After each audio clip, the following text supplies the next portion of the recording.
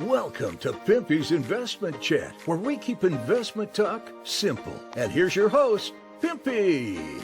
What is going on out there, peeps? All right, it appears that the crowd might be getting just a little bit bigger over there in Iraq as far as the protesters are concerned. The funny thing is, if you look at this picture, the guy right in the middle, it's like an American. He kind of stands out just a little bit here. I'm like, I don't know if that guy's Iranian, but he doesn't look like he fits in.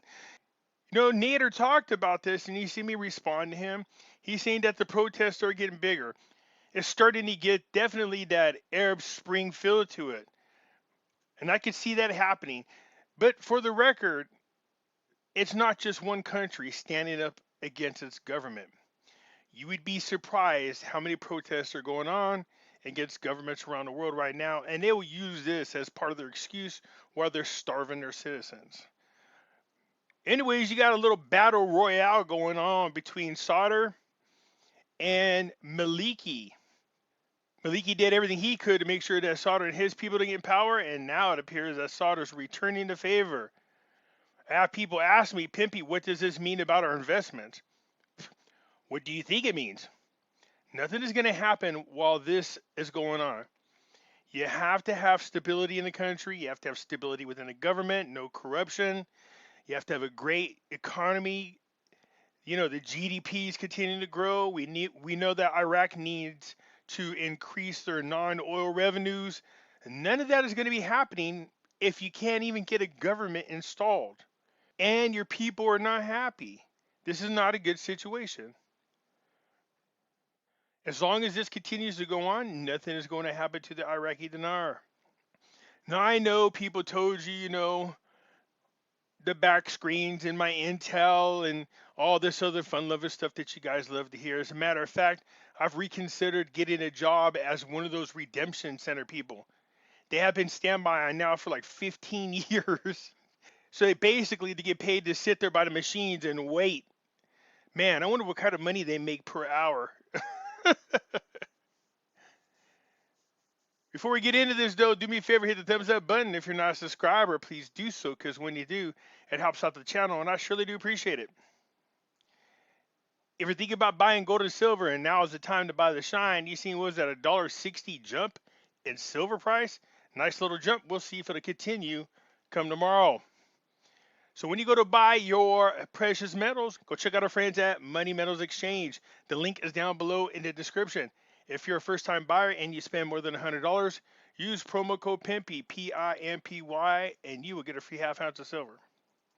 So basically, all the articles are talking about the protests. Obviously, it's the number one thing in the headlines, expressing their concerns about Iraq not being able to form a government, nor are they able to keep people peaceful there.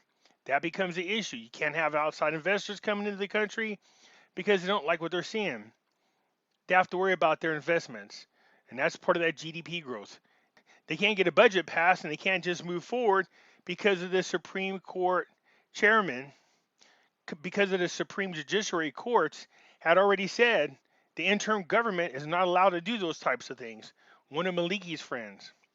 Well, that has become a problem for the Superior Court. As you can see right here in this article, it says, after Parliament, followers of the Sadr's movement entered the building of the Supreme Judicial Council. What do the protesters want? They want to end all of the corruption, and that includes inside the Supreme Judicial Council.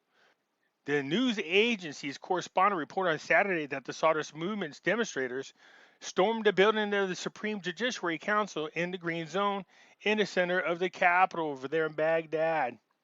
Our correspondent said that the Sadr's movement demonstrators went to the building of the Supreme Judiciary Council and surrounded it and stormed it, despite the attempts of the security forces charged with protecting the building to prevent them from entering.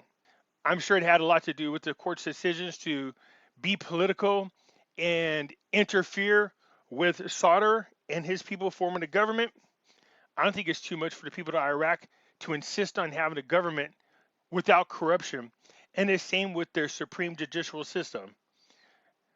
I just wish our people over here in the United States would be just as proactive. We definitely got issues over here, you guys. But it's not just in Iraq, it's all over the place. So basically, what's going on is Sauder is having a chess match with Maliki to see who's going to get control of the country. I did see that Nader said that this is getting bigger, and it's starting to really get that vibe, that Arab Spring. And look, I really want people to be happy with the government. You really want a government free of corruption, but it's just in our nature. Not that that's acceptable, but it is up to us, the people, we the people, to do something about it, especially stopping it. I remember before when me and Nader mentioned in videos, the possibility of a civil war breaking out. Nader didn't think it was very likely. I just said there's always a possibility. And as this continues to move forward, it's starting to look more and more like a possible civil war. You really don't want that. My thoughts and prayers go out to the Iraqi people who all they want is just to live a normal life their way, peacefully, without government being an issue all the dang time. Iraq protesters stormed parliament for a second time in a week. Supporters of the Shiite leader Sadr occupy parliament to prevent the nomination of a new PM. Now, there were tons of pictures on the other website, and I said, oh, look at all the insurrectionists. I'm surprised Nancy Pelosi and the Democrats haven't formed a new special committee to investigate Trump's participation in the Iraq storming of the parliament. So for those people who are asking me how this is going to affect our investment, it's obvious. If they can't get things settled down, if they can't even form a government, and they can't open new avenues of revenue away from oil, they're just putting themselves in a really bad position. And you're not going to see any rate change happen anytime soon until this gets cleared up. Now you see, it's not just there in Iraq. Look at this is the Sri Lanka. They stormed their parliamentaries. As a matter of fact, their leader over there had to be taken away for fear of his life being taken. So Sri Lanka is complaining about corruption and a bad government. Iraq is doing the same thing, but just to show you that it's everywhere. What is that saying? Rumors of war, the whole 9 yards. So this website's for Carnegie Endowment for International Peace. They have been doing global protest trackers since 2017. Look at this. Over 230 significant anti-government protests have erupted worldwide. More than 110 countries have experienced significant protests. This is the stat that stood out to me the most. 78% of authoritarian or authoritarian-leaning countries have faced significant protests. Yeah, like here in the United States. Look, people are starting to fight up against this agenda, this New World Order agenda from the World Economic Forum. People aren't going to go for this. The citizens of the world are making sure that these people get their point, and that is it's not going to happen. Over 25 significant protests have been directly related to the RONA pandemic, and it's also related to the authoritarianness of the pandemic. So you can see all the little places here on the map with the little yellow lights. That's a lot of different places, you guys. This is the world saying we've had enough. No more lockdowns, no more corrupt governments. I don't want to see Nancy Pelosi eating $250 pints of ice cream out of her $30,000 refrigerator, talking about how great everything is. And I mean, again, you can just look at the ones for 2022. That's a handful of them already. People are tired of what's going on, and they're not going to tolerate it anymore. You just pray for the people. You want them to be safe. But people are starting to wake up to the fact that if they don't wake up and say something now, then it's not a matter of whether or not they're going to be safe or not. Obviously, we have a group of people out there who are very powerful, who are hell-bent on trying to get our world's population down to around 500 million. And also they're going to do everything they can to stay in control because, like magic, we got a new super virus that's running around right before election time.